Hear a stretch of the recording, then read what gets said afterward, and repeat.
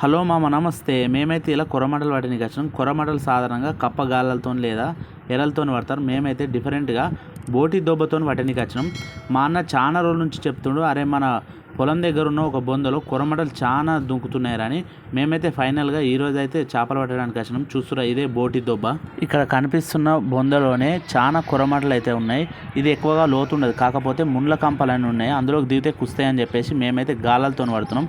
చూస్తురా, బోటి దొబ్బను మేమైతే కుచ్చేస్తున్నాం. చేప పడుతుందో లేదో మీరే చూడండి. ఇంకటే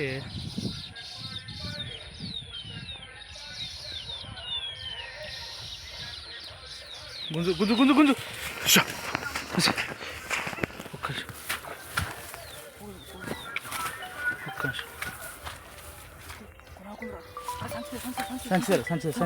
సంచేపను కేజీ కొరమాట ప్లీజ్ పడ్డది.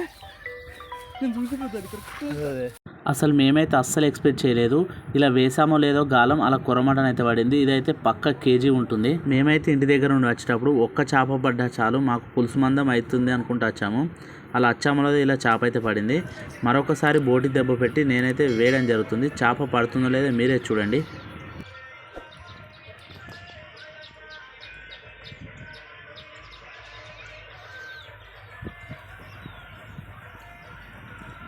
మేమైతే చాలాసేపు ట్రై చేసాము, కాకపోతే మాకైతే ఒకటే కొరమీన చేప పడింది. ఇదైతే కేజీ వరకు ఉంటుంది.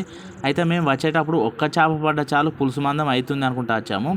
ఈ చేప పడగానే మాకు ఇంకొక చేప పడితే అయిపో అనుకుంటా మా అత్యాశ చూసారా ఎలా ఉందో. మానవ జీవితమే అంతే మామ. మాకైతే ఒక్క చేప పడక ముందుకు ఒక్క చేప అయినా సరే అనుకున్నాం, కానీ ఒక చేప పడిన తర్వాత ఇంకో చేప పడితే బాగుండు అనిపిస్తుంది. ఈ మడుగులో కొరమీన్లు అయితే చాలా ఉన్నాయి మామ. ఇటువంటి సైజు ఇంతకు పెద్దగానే ఉన్నాయి.